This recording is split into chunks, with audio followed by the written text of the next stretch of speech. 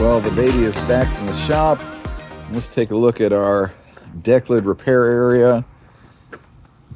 And as you can see, she is back looking beautiful and perfect and unblemished.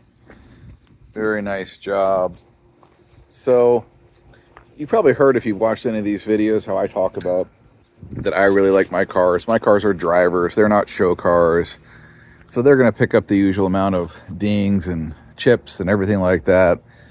But I will say that that area on the deck lid that you saw before was starting to really bother me. It was just the one area of the car that actually had some filler on it.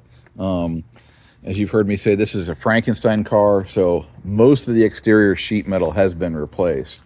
Both fenders, both door skins, both quarter panels, front and rear valance, bumpers. At this point, the only metal on the car that's original is the hood, the roof, and the deck lid. And so the corrosion that was on the deck lid was not too bad, but it seemed to get a little worse with time, and it was starting to bother me. I'll tell you when it actually got really bad was when I had to take this car in about 5 years ago, had the engine rebuilt. I took it to one of the big speed shops here in the Indianapolis area that everyone said, oh, they'll do a great job for you. And I specifically said to them, that's great, but please keep my car parked inside while the engine's being worked on. I don't want it sitting outside in the wet and cold, because this was getting to be the winter time. And sure enough, I drove by there a couple times, and there was my car sitting out front. It probably sat outside for about 3 months. And during that time, that wet and cold got into the filler here and just cracked it.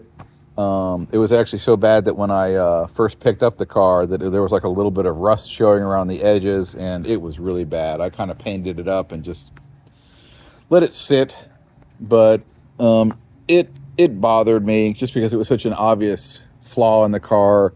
I'll tell you, one time I was meeting a new car guy, older gentleman who my mother-in-law had become acquainted with, and he invited me to come over, bring one of my cars. He'd show me his car, so I brought this car. He came out of his house, he walked over to the car, it was parked about like this, and the very first thing he did was walk over and go like that to the bad spots, I don't know, trying to see if it was dirty and would come off. But man, that just such a little thing, but it just hit me in my heart that the first thing he saw about my car was the bad spot. So finally took it over to a gentleman to have it fixed. And one thing I found is, you know, the price to get cars worked on, particularly body shops, has just gone up and up and up and up, to the point where the thing is, regular body shops don't even want to do little jobs like that. They only want to do like full restos or things like this. So trying to find somebody that would just do a little repair like that is getting so hard. So I finally found a gentleman. He's not close by, he's about an hour away from here, but recommended by people that I know who take their cars to work on them. And that's kind of how you got to do it. You got to find the guys that the other car people know about, and they don't have shops.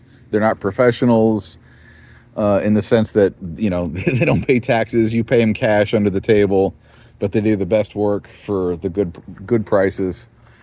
So I'll tell you, I had this fixed here for $200, $200 to have that fixed and redone and repainted. And doesn't she look great? And I bet you if I tried to take it to a shop, first of all, they wouldn't want to do it. Second, if they did, they'd make me wait 2 or 3 months to do it, to have the car in. And then they would probably charge me like $800,000. You wouldn't believe what people are charging for simple little repairs these days. But anyway, I feel good in my heart that I finally got that one problem area addressed.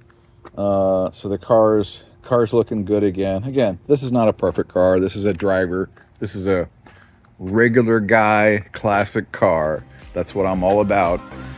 If you like this kind of stuff, please do hit that subscribe button. I surely do appreciate it.